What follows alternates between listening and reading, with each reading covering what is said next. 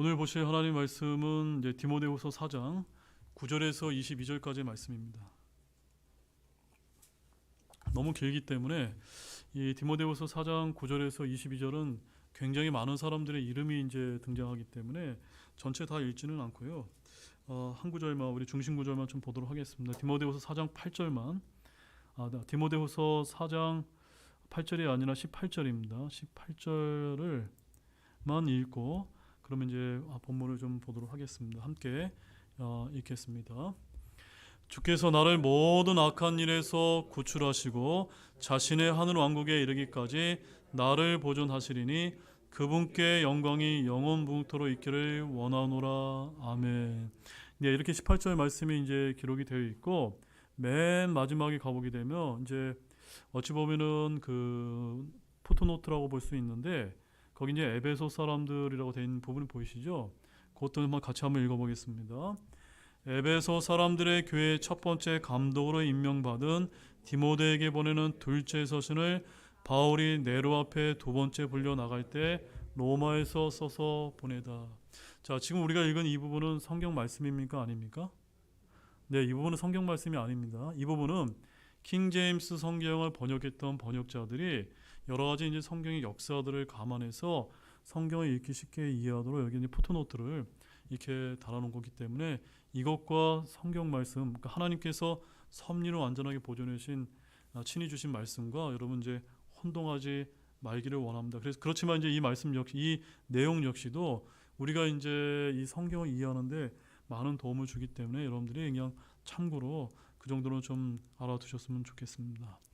자, 이제 오늘은 이제 디모데후서 강의 12번째 시간으로 제목은 방금 전에 우리가 읽었던 18절 말씀처럼 주께서 자신의 하늘 왕국에 이르기까지 나를 보존하시리니라는 제목으로 하나님의 말씀을 이제 나누고자 합니다. 제목은 주께서 자신의 하늘 왕국에 이르기까지 나를 보존하시리니.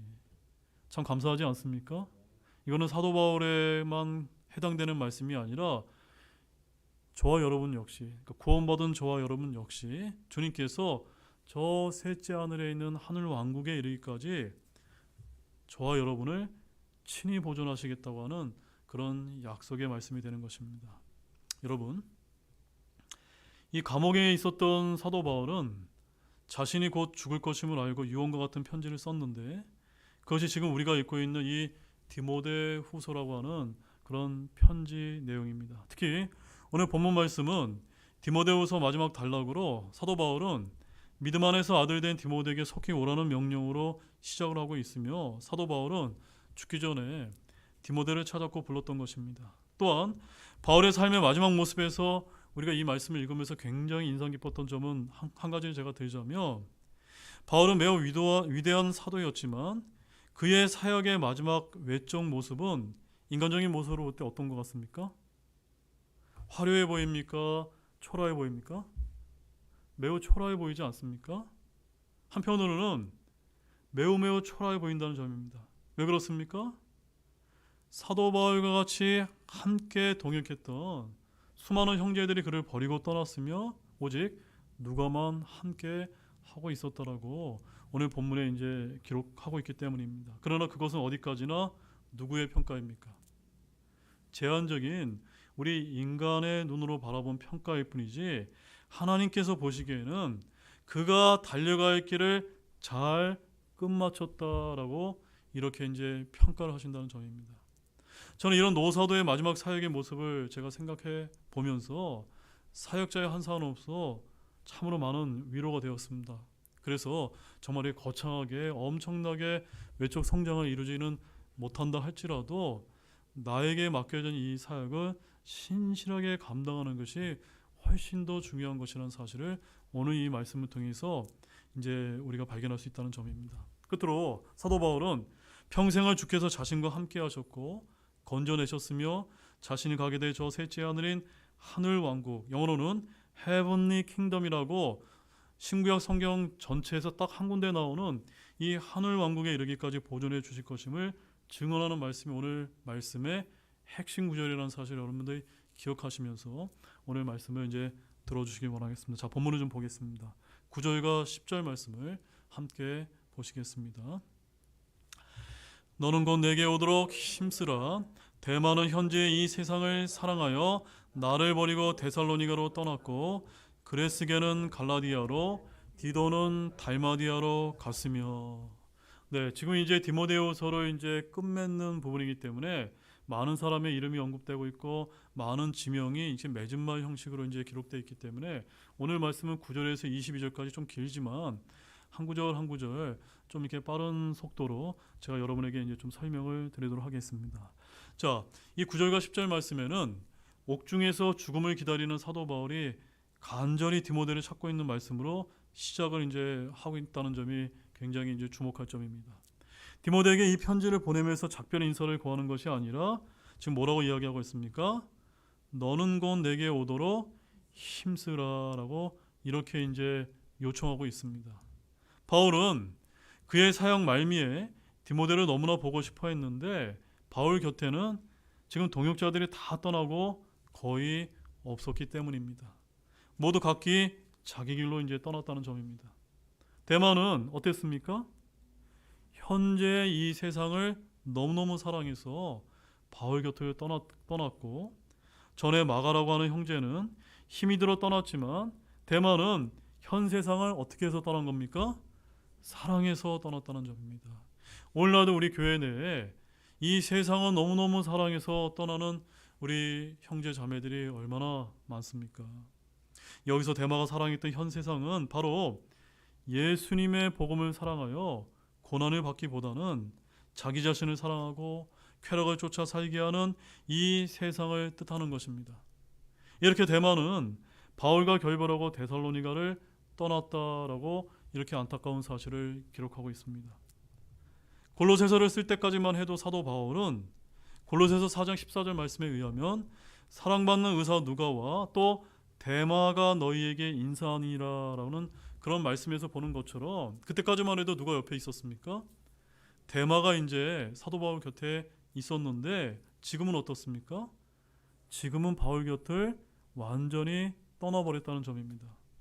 그리고 데마뿐만이 아니라 그레스게는 갈라디아로 디도는 달마디아로 이제 갔다라고 이제 사도 바울은 그 안타까움을 여기서 이제 기록을 하고 있습니다.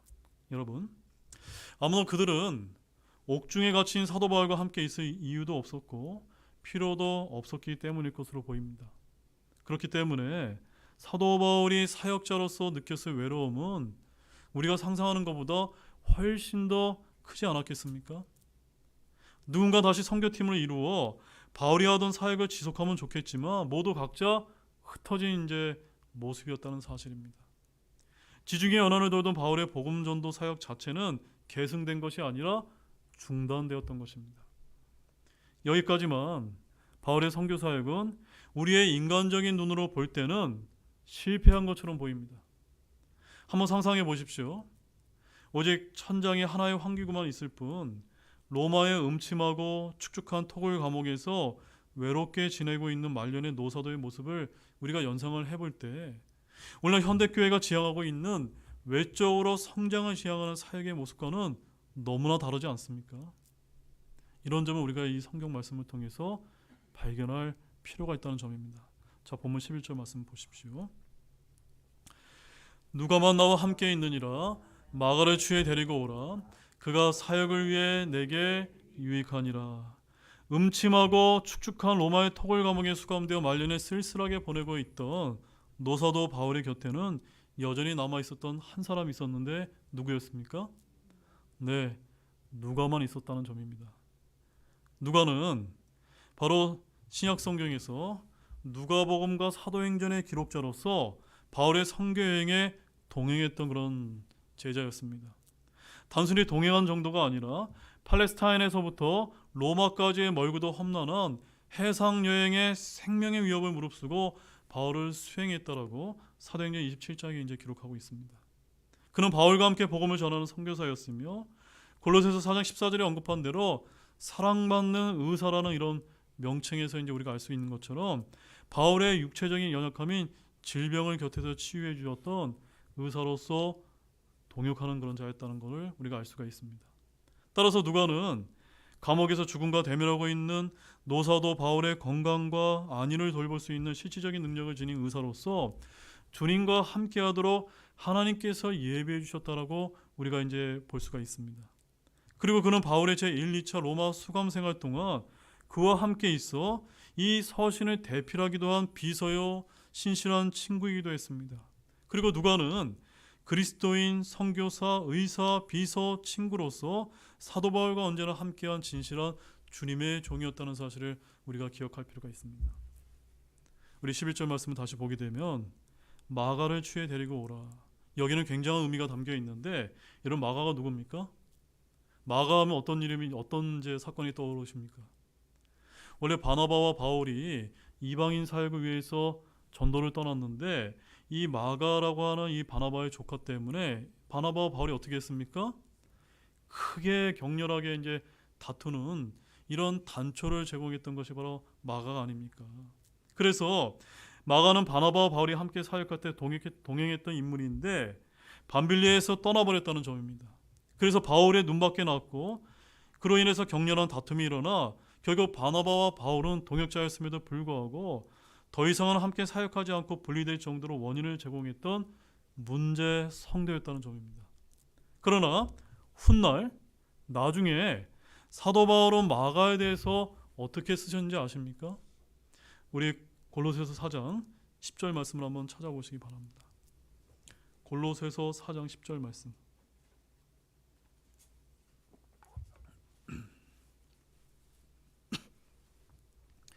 골로새서 4장 10절 말씀에 우리가 알아야 될 아주 중요한 이런 말씀이 기록이 되어 있습니다. 자, 거기 이제 하반절에 보게 되면 이제 바나바부터 이제 읽겠습니다.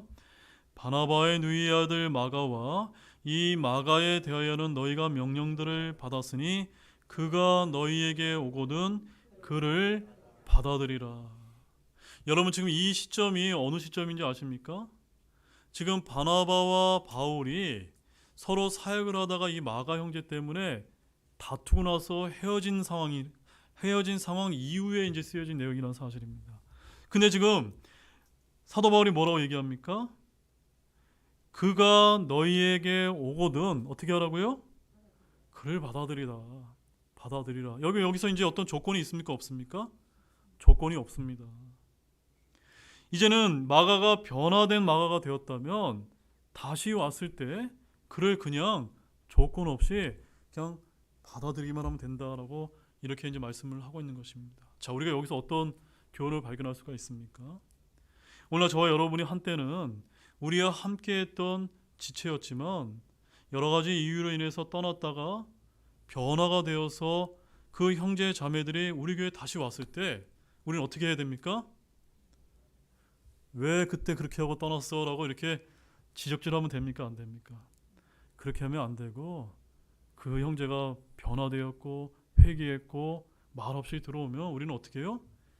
받아주면 된다 라고 하는 것이 정말 이 말씀이 우리에게 알려주는 귀한 제 사실이라고 믿습니다. 그래서 우리도 그들이 다시 변화되어 오거든 그냥 받아들일 수 있는 넓은 그런 마음을 갖는 저와 여러분이 되기를 원합니다.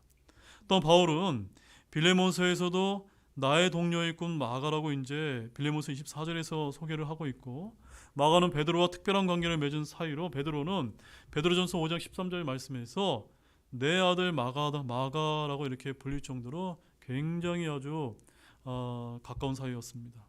바울은 디모데에게 마가를 데리고 오라고 하면서 오늘 11절 하반절에 뭐라고 얘기하고 있습니까? 그가 사역을 위해서 내게 어떠하다고요? 유익하다.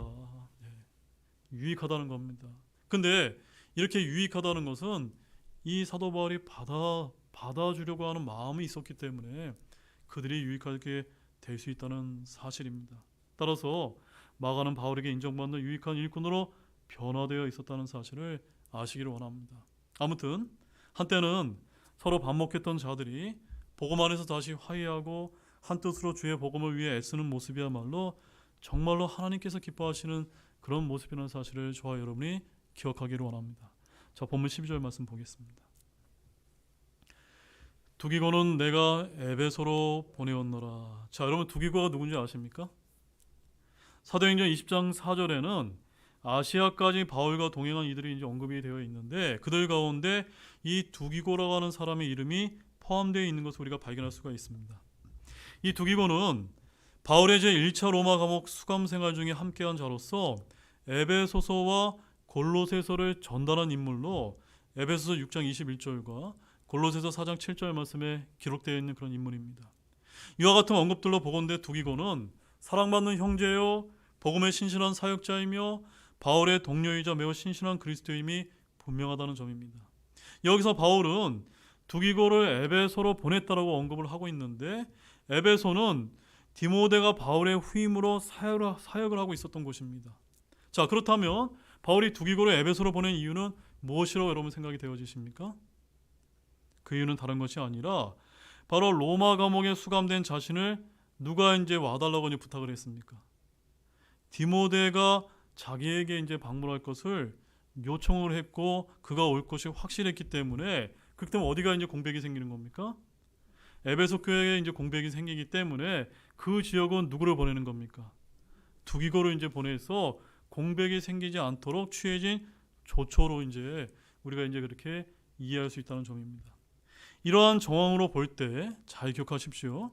이러한 정황으로 볼 때 두기고를 에베소로 보냈다고 언급하고 있는 이 말씀은 바로 두기고를 디모데를 대신해서 잠시 동안 에베소 교회를 부탁해도 무방할 정도의 인물로 인정했다는 사실을 우리가 알 수가 있을 뿐만이 아니라 이러한 조처는 한편으로는 바울이 죽음을 목전에 둔 노사도임에도 불구하고 주님의 교회를 얼마나 세심히 생각하고 있는지를 단적으로 보여주고 있는 그런 말씀이 아닐 수 없다라고 이렇게 보여진다는 점입니다.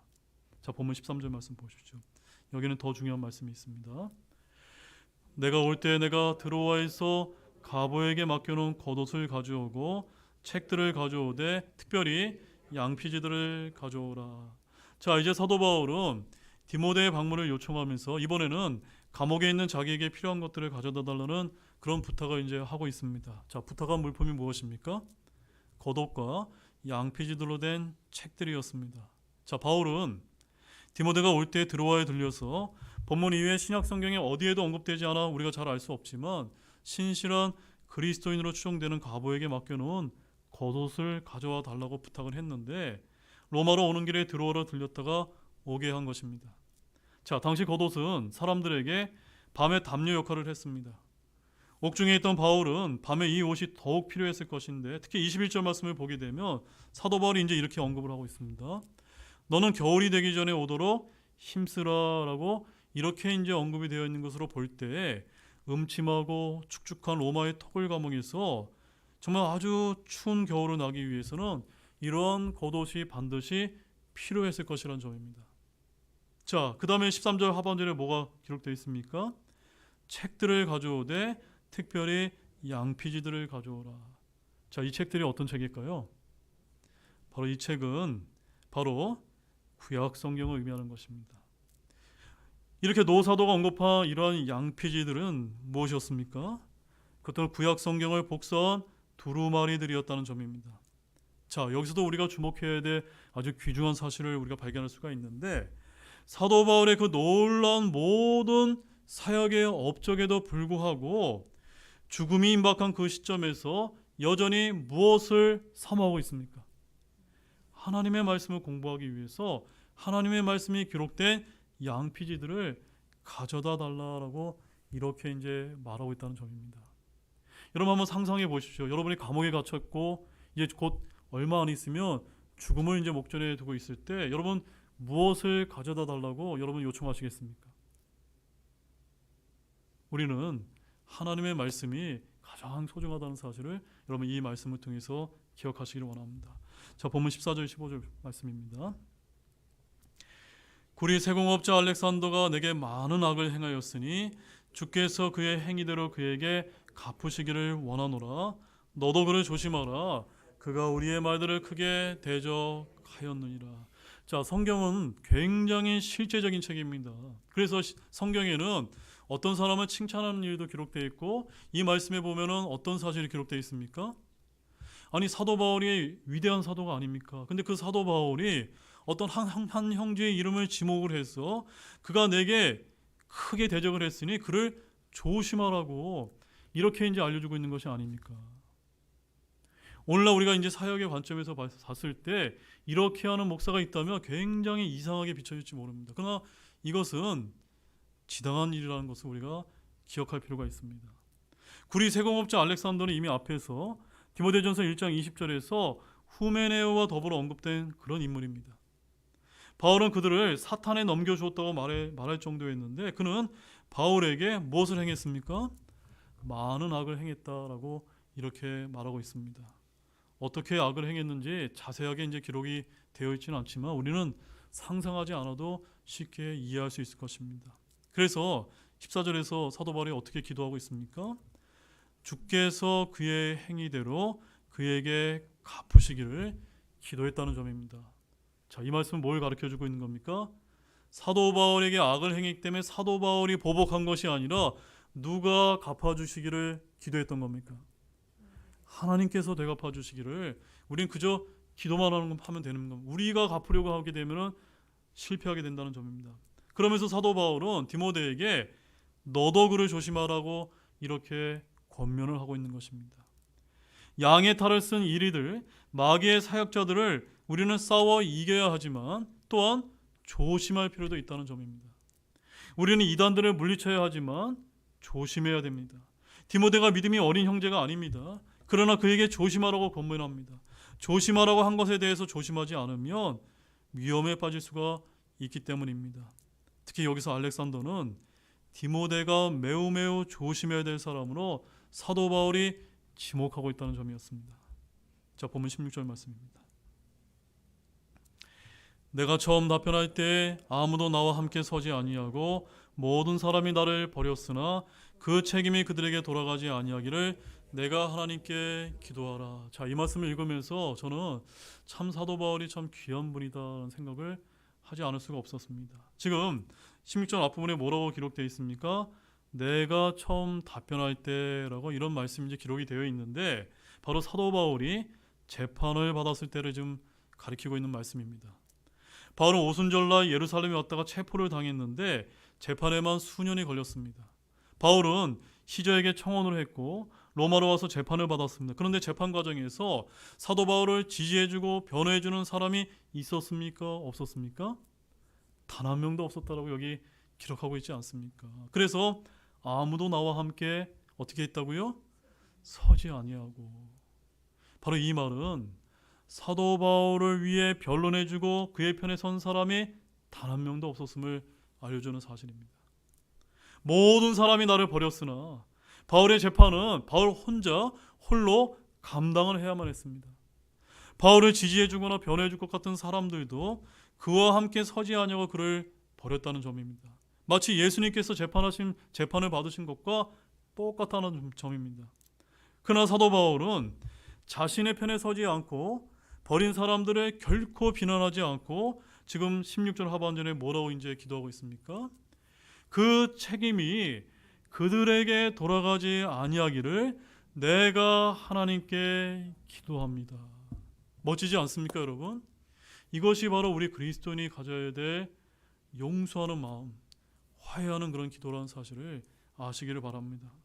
이 역시 주님과 스데반이 보였던 반응인데 바로 같은 영, 같은 믿음이기에 같은 반응이 나오는 것은 당연하다는 사실을 아시기 바랍니다. 자, 본문 17절 말씀입니다. 그럼에도 불구하고 주께서 나와 함께 서셔서 나를 강건하게 하셨으니 이것은 나로 말미암아 그 선포한 복음이 온전히 알려져서 모든 이방인들이 듣게 하려 하심이라. 내가 사자의 입에서 구출되었니라. 자, 여기에도 아주 귀중한 사실이 기록이 되어 있는데 지금 사도 바울은 안팎으로 고난을 겪었지만 약해지거나 결코 절망하지 않았습니다. 바로 그럼에도 불구하고 라는 말처럼 어려운 환경이나 대적하는 사람들, 약한 몸, 떠나는 동역자들에도 불구하고 주께서는 바울과 함께 서서 그를 강건하게 이제 해주셨던 것입니다. 그래서 17절 말씀에 가보게 되면 그럼에도 불구하고 주께서 나와 함께 서서 나를 강건하게 하셨으니 라는 이 사도 바울의 고백은 사실이었던 것입니다. 모두가 그를 버리고 떠났어도 주님은 그와 함께 서 계셨다는 사실입니다. 주님은 그를 버리지도 떠나지도 않으셨습니다. 주님은 우리와 영원히 함께 하시는 분임을 믿으시기를 바랍니다. 17절에 이것은 나로 말미암아 그 선포한 복음이 온전히 알려져서 모든 이방인들이 듣게 하려 하심이라라고 기록을 하고 있는데, 주님은 바울을 통해 선포된 말씀이 온전히 알려져서 모든 이방인들이 듣게 하셨습니다. 바울은 이방인들의 교사요 사도로 세움을 받았고, 바울을 통해 들은 하나님의 말씀이 오늘날 우리가 전에 받은 은혜의 복음이라는 사실을 기억하시길 바랍니다. 바울은 17절 하반절에 마지막에 뭐라고 얘기하고 있습니까? 내가 사자의 입에서 구출되었느니라. 여러분, 여기서 말하는 사자는 뭘 가리킬까요? 사자는 바로 사탄을 가리키는 것입니다.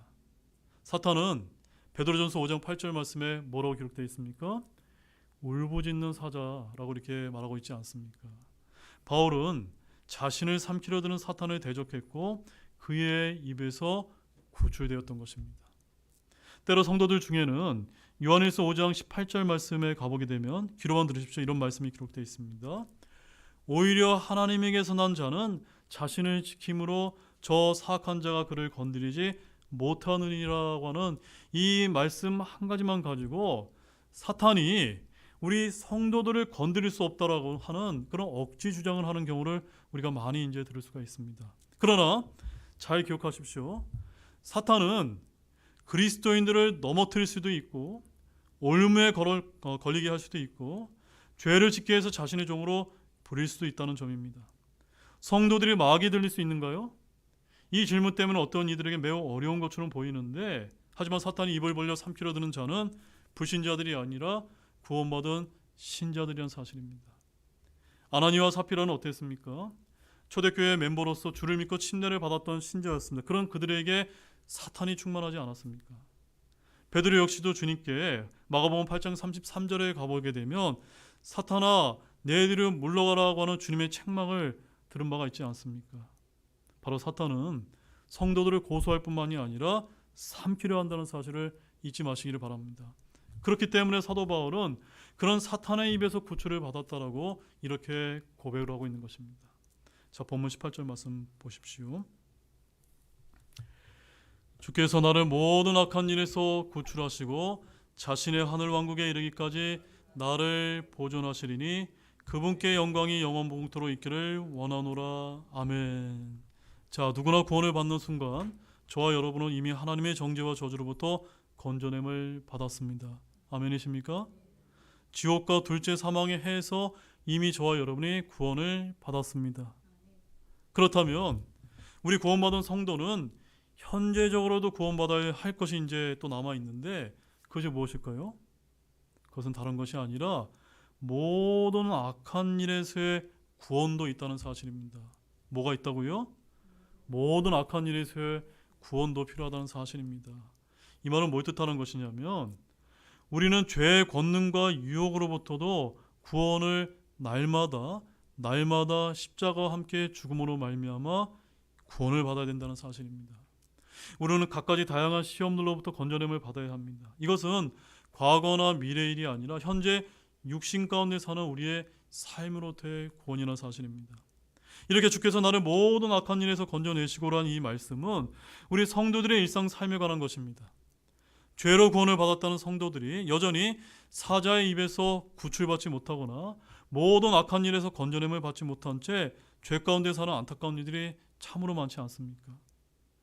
구원자이신 우리 주님께서는 우리를 시험과 유혹과 악한 모든 일에서 건져내시는 구출자이심을 기억하시기를 바랍니다. 자, 그렇다면 우리 주님은 저와 여러분의 모든 악한 일에서 구출만 하시기만 할까요? 아닙니다. 여기 뭐라고 기록되어 있습니까? 더 멋진 말씀이 나오지 않습니까? 그 말씀의 핵심 이제 구절인데 18절에 뭐라고 말씀하고 있죠? 주께서 자신의 하늘 왕국에 이르기까지 나를 보존하시리니. 멋진 말씀이지 않습니까? 사도 바울은 주님께서 구출만 해주신 것이 아니라 보존해 주신다라고 말씀하고 있습니다. 주님이 완전하게 지키신다는 말씀입니다. 우리가 받은 구원은 완전하고 영원히 안전하다는 사실 여러분 굳게 믿고 계십니까? 바로 자신의 하늘 왕국에 이르기까지. 하늘 왕국, 영어로는 헤븐리 킹덤이라고 되어 있는데 바로 이 땅에 세워질 천년왕국인 하늘의 왕국, 킹덤 오브 헤븐이 아닙니다. 구원받은 성도가 영적으로 들어가는 하나님의 왕국이 킹덤 오브 갓도 아닙니다. 이 하늘 왕국은 어떤 왕국입니까?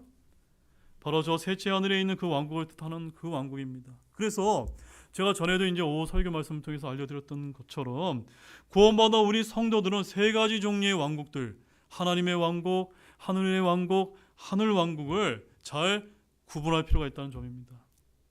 이 차이점을 잘 알아두시기 바랍니다. 혹시 잘 모르시는 분이 있다면 제가 이제 최근에 오후에 이제 전해드렸던 그 말씀을 반복해서 들어보시기를 바랍니다. 즉 하늘 왕국은 우리가 소위 천국이라 부르는 곳을 가리킵니다. 즉 성도들의 혼이 몸을 떠나면 가게 되는 그 왕국입니다. 우리는 이 땅에서 육신의 몸을 벗어버리면 이 땅을 떠나 저 하늘에 계신 주님과 함께 거하게 되는데 그것이 바로 자신의 하늘 왕국인 것입니다. 그런데 놀라운 사실은 우리 주님께서 구원받은 우리를 자신의 하늘 왕국에 이르기까지 어떻게 하신다고 약속하고 계십니까? 보존하신다라고 약속하신다는 점입니다.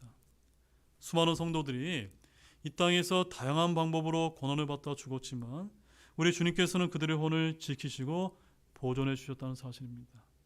단 한 사람의 혼도 잃어버리거나 빼앗기지 않으심을 굳게 믿으시기를 바랍니다. 자, 본문 19절입니다. 브리스가와 아굴라 및 오네시보로의 집안 사람들에게 문안하라. 제가 간단히 보겠습니다. 이 브리스갈라와 아굴라는 원래 부부로서 본래 로마에 있다가 모든 유대인들은 로마를 떠나라는 클라우디스 황제의 명령을 받고 사도행전 18장 2절에서 이탈리아로 왔다가 바울과 함께 시리아로 가기도 했으며 아굴라를 만나 복음을 전하기도 했었던 그런 이제 부부로 소개를 하고 있습니다. 바로 사도 바울은 로마서의 16장 3절 말씀에서도 이렇게 이제 언급을 했는데 그리스도 예수님 안에서 나의 협력자들인 브리스길라와 아굴라에게 인사하노라라고 했습니다. 그들은 자기 집에서 교회를 했었던 자들이었고 그 다음에 이제 마지막에 등장하는 이 오네시보로가 하는 사람은 에베소 교회의 성도였는데 사도 바울을 찾아서 로마에까지 와서 바울을 유쾌해 준 사람으로 디모데후서 1장 16절 말씀에 기록을 하고 있습니다. 바로 바울은 오네시보로의 방문과 그의 노고를 매우 감사했었다라고 말하고 있습니다. 자, 본문 20절 말씀 보십시오. 에라스도는 고린도에 머물러 있으나 드로비모는 병들어서 밀러도에 남겨두었노라. 자, 이 말씀도 우리가 좀 자세하게 볼 필요가 있는데 이 에라스도는 바울과 함께 에베소에서 전도를 했고 디모데와 같이 마케도니아에서 사역을 했었던 인물로 사도행전 19장 22절에 이제 기록이 되어 있습니다. 지금은 이제 고린도에 이제 머물러 있습니다. 자, 그다음에 이제 두 번째 인물로 어떤 인물이 나옵니까? 드로비모라고 하는 이제 형제 이름이 나오는데 바로 이 드로비모는 에베소 사람인데 사도 바울과 동행해서 아시아에게 갔다라고 이제 사도행전 20장 4절에 이제 기록이 된 인물입니다. 그는 예루살렘으로 갔다가 유대인들로부터 바울이 데려온 이방인으로서 오해를 이제 받은 것으로 이제 기록이 되어 있기도 하는데 이런 드로비모가 어떤 안타까운 일이 생겼습니까?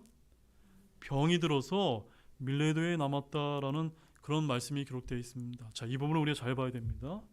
바울의 만료는 바울이 사도로서의 표적 중 하나인 손을 얹으면 낫는 치유 은사가 점차 사라져가고 있었던 그런 상황이었다는 점입니다.